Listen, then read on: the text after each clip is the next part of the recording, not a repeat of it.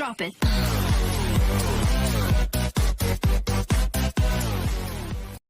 Assalamualaikum warahmatullahi wabarakatuh. Berjumpa kembali dengan saya Cita Nursasi dalam pembelajaran ekonomi akuntansi.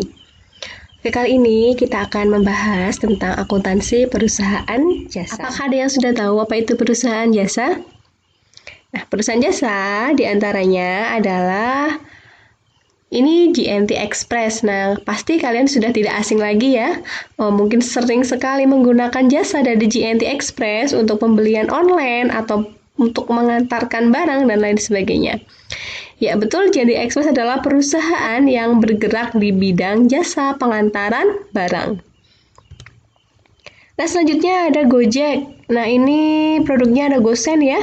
Gosen ini hampir mirip dengan GNT Express, yaitu jasa pengantaran barang juga.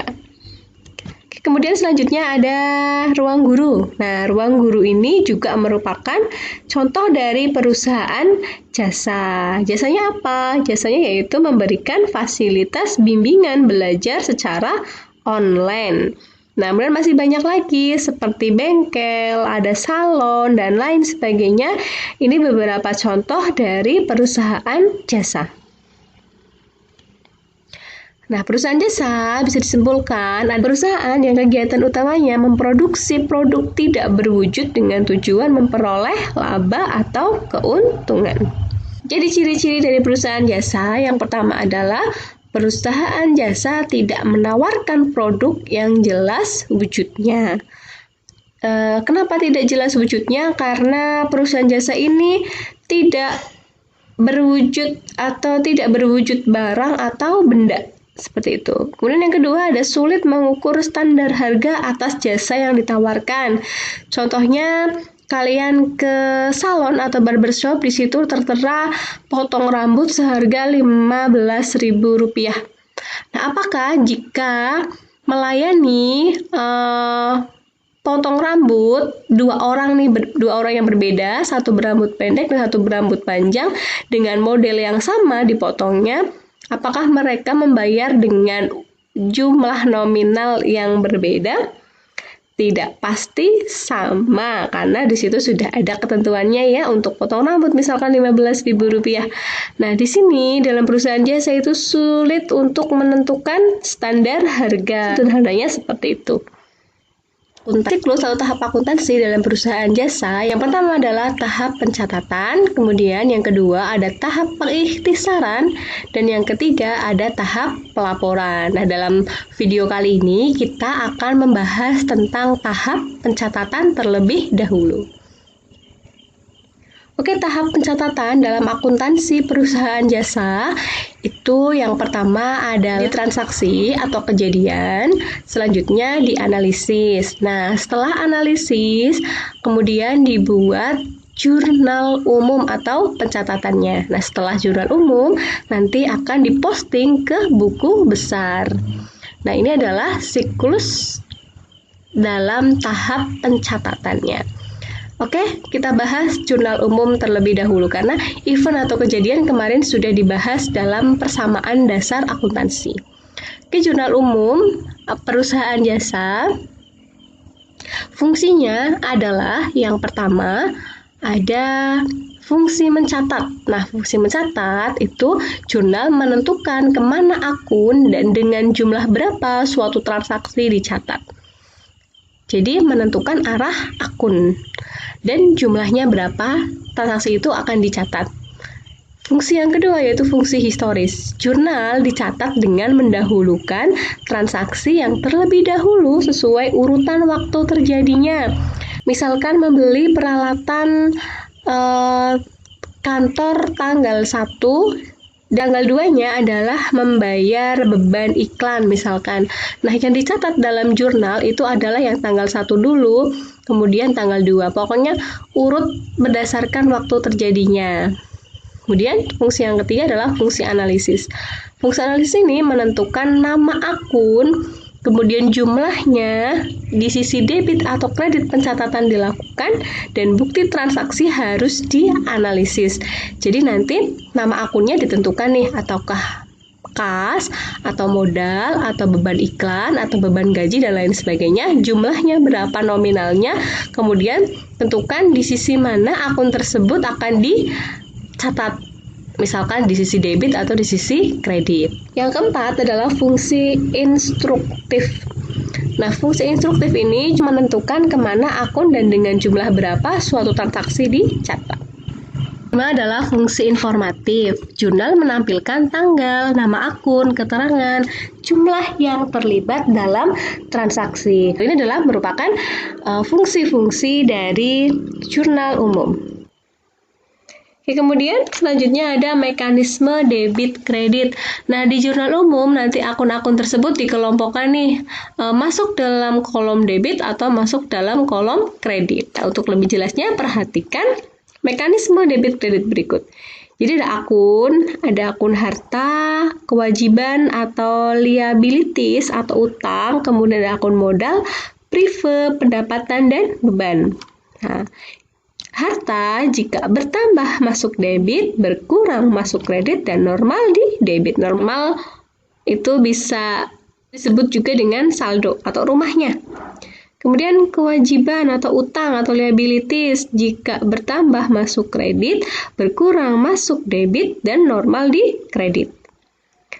Modal bertambah masuk kredit, berkurang masuk debit, dan normal kredit. Selanjutnya ada akun prive, bertambah masuk debit, berkurang masuk kredit, dan normal di debit. Akun pendapatan bertambah masuk kredit, berkurang masuk debit, dan normal di kredit. Terakhir ada beban. Akun beban jika bertambah masuk debit, berkurang masuk kredit, dan normal di debit. Ini merupakan mekanisme debit kredit. Nah, bentuk jurnal umum adalah sebagai berikut. Ada kolom tanggal, nomor bukti, akun atau keterangan, referensi, debit, dan kolom kredit. Halaman bisa ditulis halaman menurut kejadian ya. Jadi kalau misalkan bulan Januari, halaman 1.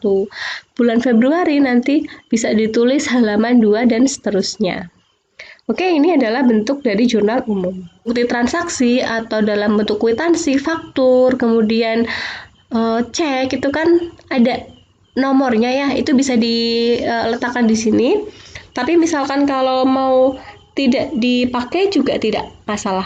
Oke, ini untuk nomor bukti, kemudian akun atau keterangan. Nah, akun atau keterangan ini diisi nama akun.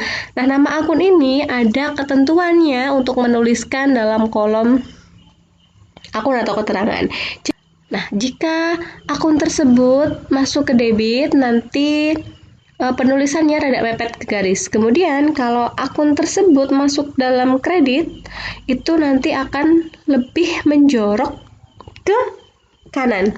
Ini adalah penulisan akun atau keterangan. Nah, kemudian untuk akun atau keterangan ini ditulis debitnya terlebih dahulu, setelah itu kreditnya. Tidak boleh kebalik, kreditnya dulu tidak boleh. Jadi harus debitnya dulu. Dan untuk referensi ini nanti diisi nomor akun. Nah, untuk akun-akun ini ada kas, modal, dan lain sebagainya, itu ada nomor akunnya. Ini adalah contoh penggolongan akun secara numerial atau nomor akun kode, itu nanti diisi dalam referensi ya. Untuk harta itu 1 kodenya. Kalau utang itu 2 untuk utang. Kemudian utang lancar itu berarti 2.1, kemudian diisi 2.1, kemudian kalau hutang jangka panjang itu 2.2. Untuk akun modal 3.1, akun pendapatan itu 4.1, 4.2, dan lain sebagainya. Kemudian terakhir ada beban itu 5.1 untuk beban usaha, 5.2 untuk beban di luar usaha. Ini untuk nanti pengisian referensi, ambil di kode seperti ini. Oke, ini untuk nomor akunnya. Nah, untuk lebih jelasnya, ada beberapa contoh transaksi yang nanti akan dimasukkan ke dalam jurnal umumnya.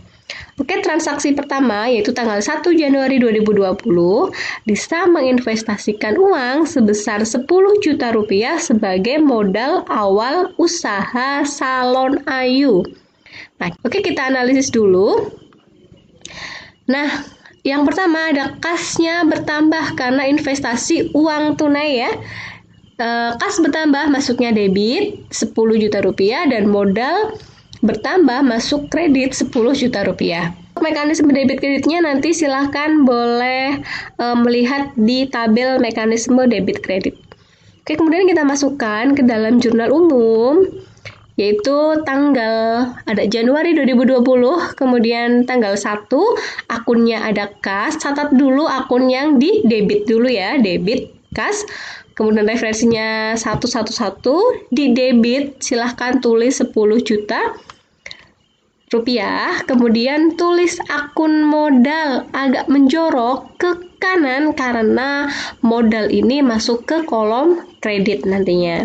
Nah, tulis referensinya, kemudian dalam kolom kredit tulis nominalnya yaitu 10 juta rupiah. Nah, ini untuk jurnal umum transaksi yang pertama. Transaksi yang kedua, tanggal 2 Januari 2020, Lisa membeli perlengkapan secara tunai seharga Rp500.000.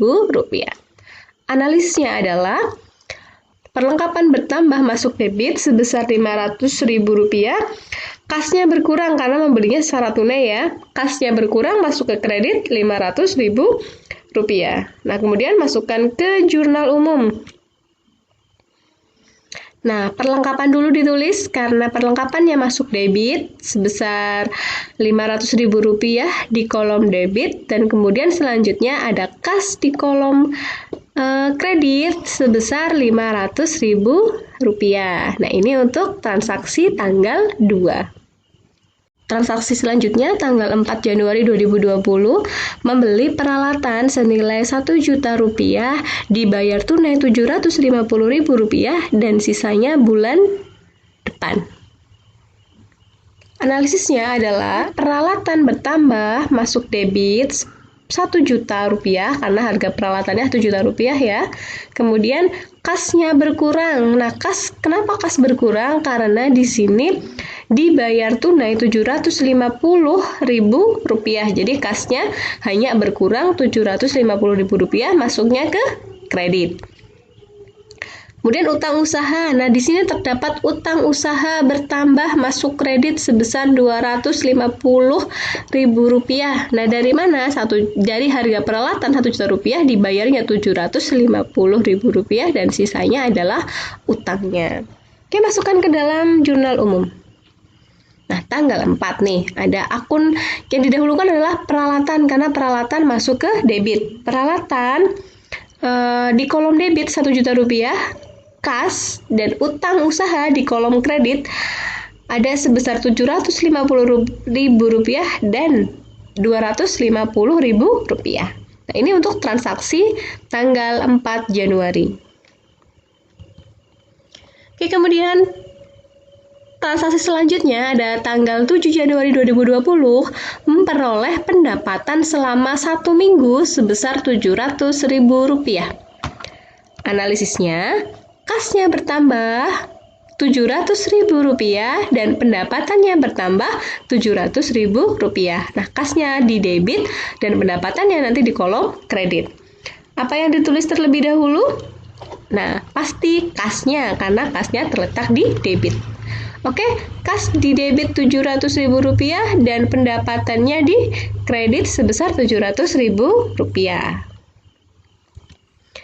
Transaksi selanjutnya, tanggal 9 Januari 2020 telah diselesaikan pekerjaan senilai Rp1.500.000, dibayar tunai Rp1 juta, sisanya minggu depan.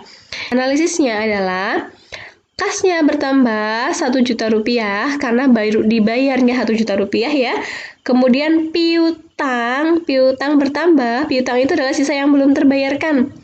Piutangnya adalah Rp500.000 dan pendapatan sebesar Rp1.500.000. Nah, sebelum kita memasukkan ke jurnal umum, bedanya piutang sama utang itu apa sih? Nih, kalau saja gini aja nih. Piutang itu dipinjam, sedangkan utang itu meminjam. Seperti itu ya. Oke, masukkan ke jurnal umum. Nah, dahulukan kas dan piutang dulu karena letaknya di kolom debit, yaitu kasnya sebesar 1 juta rupiah dan piutangnya adalah 500 ribu rupiah. Nah, sedangkan pendapatannya agak menjorok ya, jangan lupa di sebelah kredit atau di kolom kredit sebesar 1 juta 500 ribu rupiah. Oke, sudah paham apa belum? Perlu transaksi lagi? Yuk, lanjut transaksi lagi. Tanggal 10 Januari 2020, membayar biaya listrik dan air sebesar Rp450.000. Analisisnya adalah beban listrik dan air bertambah, masuk debit yaitu sebesar Rp450.000 dan kasnya berkurang karena bayar biaya listrik dan air itu tunai ya, sebesar Rp450.000. Nah, nanti di kas berkurang masuknya ke kredit. Masukkan ke jurnal umum. Bebannya dulu, karena bebannya nanti masuknya ke kolom debit.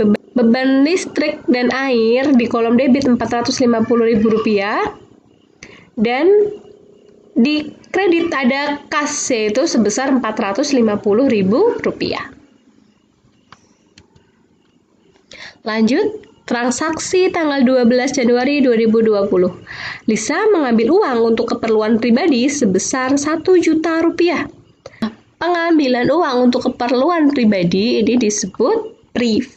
Nah, jadi analisisnya adalah prive pertama masuk debit 1 juta rupiah dan kasnya berkurang 1 juta rupiah. Masukkan ke jurnal umum.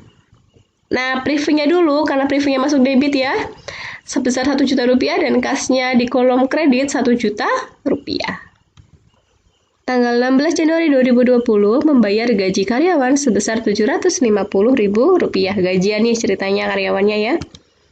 Analisisnya adalah beban gaji bertambah masuk debit Rp750.000, kasnya berkurang masuk kredit Rp750.000. Berikut adalah jurnal umumnya. Beban gaji dulu Rp750.000 di kolom debit dan kasnya selanjutnya di kolom kredit Rp750.000. Transaksi terakhir tanggal 18 Januari 2020. Menerima pinjaman dari Bank ABC sebesar 5 juta rupiah. Menerima pinjaman, kalau menerima pinjaman berarti utang apa piutang nih? Utang ya. Nah, kasnya bertambah di debit 5 juta rupiah, utang bank di kredit 5 juta rupiah. Nah, berikut adalah jurnal umumnya.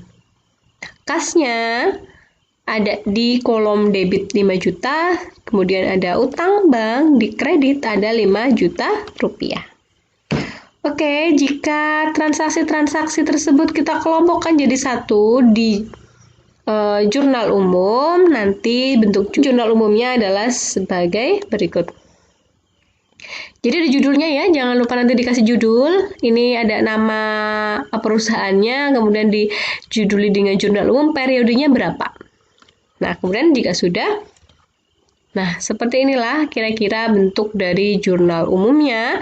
Jadi nanti ada tanggal, akun, referensi boleh diisi tadi ya, yang itu nomor akunnya, kemudian ini di kolom debit dan kredit. Nah, setelah itu jumlahkan angka-angka yang ada di kolom debit dan angka-angka yang ada di kolom kredit. Nah, jumlahnya harus sama antara jumlah di kolom debit dengan jumlah di kolom kredit. Nah, setelah kita jumlahkan semuanya, di sini ketemunya 22.900.000 di kolom debit dan sama halnya di kolom kredit yaitu 22.900.000 rupiah. Oke, baiklah. Ini penjelasan dari jurnal umum perusahaan jasa. Oke, baiklah, untuk penjelasan jurnal umum sampai di sini dulu. Sampai jumpa di materi berikutnya. Untuk video berikutnya kita akan membahas tentang buku besar. Nantikan videonya ya. Nah, bagikan kepada teman-teman kalian jika informasi ini bermanfaat. Tetap jaga kesehatan. Wassalamualaikum warahmatullahi wabarakatuh.